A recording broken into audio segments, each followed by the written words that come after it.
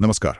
आज हम एक काफी गंभीर और विचलित करने वाली घटना पर बात कर रहे हैं। हाँ, ये कलकत्ता के साउथ कोलकाता लॉ कॉलेज से जुड़ी खबर है। बिल्कुल।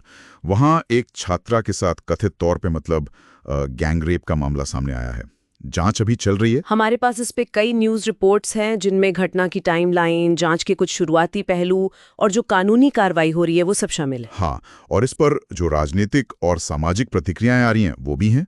तो कोशिश करते हैं समझने की कि इस मामले में अब तक क्या हुआ है, क्या पता चला है। ये घटना देखिए 25 जून की शाम की बताई जा रही है, और वो भी कॉलेज कैंपस के अंदर। कैंपस के अंदर? कहाँ पर? सिक्योरिटी गार्ड के कमरे में। पीड़िता जो है वो 24 साल की लॉ स्टूडेंट है। और जो डिटेल्स आ रही हैं वो तो और भी परेशान करने वाली हैं, जैसे मेन गेट बंद था उस वक्त। हाँ, यही कहा जा रहा है। और ये भी बात सामने आई है कि शायद घटना का वीडियो भी बनाया गया किसी शिक्षण संस्थान में, वो भी सिक्योरिटी गार्ड के कमरे में। ये तो सुरक्षा पर बहुत बड़ा सवाल है। बिल्कुल, भरोसे का हनन है ये तो। खैर, मामला सामने आने के बाद एक्शन तेजी से हुआ। हाँ, वो मुख्य आरोपी मनोजित मिश्रा, वो पूर्व छात्र था ना कॉलेज का। हाँ, पूर्व छात्र। और रिपोर्ट्स के अनुसार वो टीएमसी की छात्र विंग टीएमसीपी से जुड़ा एक कॉन्ट्रैक्चुअल कर्मचारी भी था। अच्छा। उसे और दो मौजूदा छात्रों को, जैब अहमद और प्रमित मुखोपाध्याय, इनको तो 26 जून को ही पकड़ लिया गया, घटना के 12 घंटे के अंदर। और फिर वो सिक्योरिटी गार्ड का क्या हुआ? हाँ, सिक्योरिटी गार्ड पिनाकी बैनर्जी, उसकी गिरफ्तारी हुई 29 जून को। तो गार्ड की भूमिका पर सवाल उठ रहे होंगे। फिर मिलीभगत थी या कोई दबाव था? बिल्कुल यही सवाल है। आरोप है कि शायद उसने गेट बंद रखने में या अपनी पोस्ट छोड़ने में मदद की।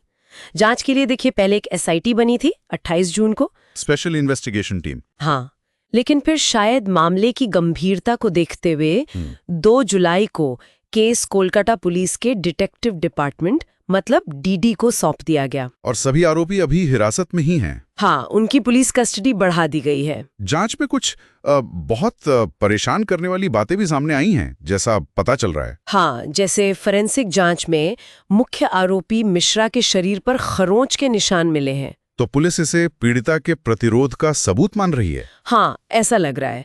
और एक और बात जो बहुत ही विचलित करने वाली है, वो इनहेलर वाली बात। हाँ, मैंने भी पढ़ा कि कथित हमले के दौरान आरोपियों ने इनहेलर खरीदा, पर मदद के लिए नहीं, रिपोर्ट्स यही कह रही हैं कि ये पीड़िता की तकलीफ बढ़ाने के लिए था। जैब मोहम्मद के इनहेलर खरीदते हुए सीसीटीवी फुटेज भी मिला है। ये तो बहुत ही भयावह है। निश्चित रूप से।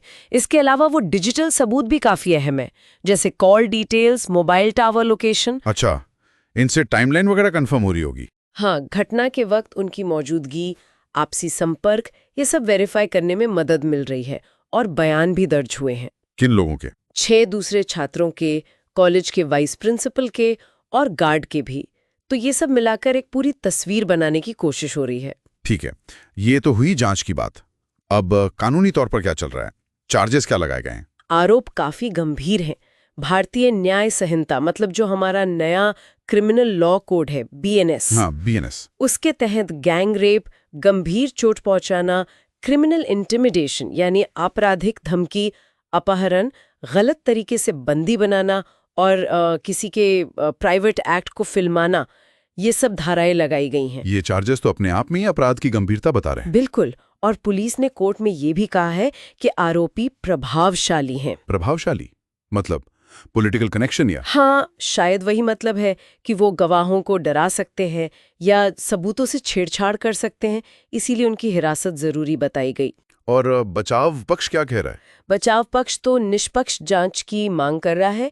गार्ड पिनाकी बनर्जी की जमानत याचिका तो खारिज हो गई है। अच्छा। हालांकि उसके वकील का कहना है कि उसने दबाव में काम किया, और अब पुलिस ये भी सोच रही है कि क्या बनर्जी को सरकारी गवाह बनाया जा सकता है। अप्रूव जो अपने साथियों के खिलाफ गवाही दे। हाँ, बिल्कुल। इससे केस को मजबूती मिल सकती है। इस मामले का राजनीतिक असर भी तो दिख रहा है। हाँ, बिल्कुल।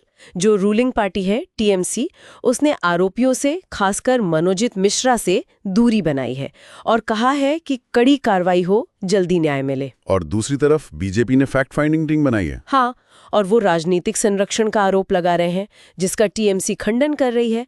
हम तो बस ये रिपोर्ट कर रहे हैं कि क्या प्रतिक्रियाएं आ रही हैं। सही कहा। हमें किसी का पक्ष नहीं लेना। ये मामला अब नेशनल लेवल पर भी पहुंच गया है। राष्ट्रीय महिला आयोग एनसीडब्ल्यू ने भी राज्य पुलिस से रिपोर्ट मांगी है। और छात्र संगठन क्या कह रहे हैं? उनमें तो जाहिर है काफी गुस्सा है, कैंपस सुरक्षा को लेकर सवाल उठाए जा रहे हैं, विरोध प्रदर्शन हुए हैं, कॉलेज प्रशासन से जवाबदेही मांगी जा रही है।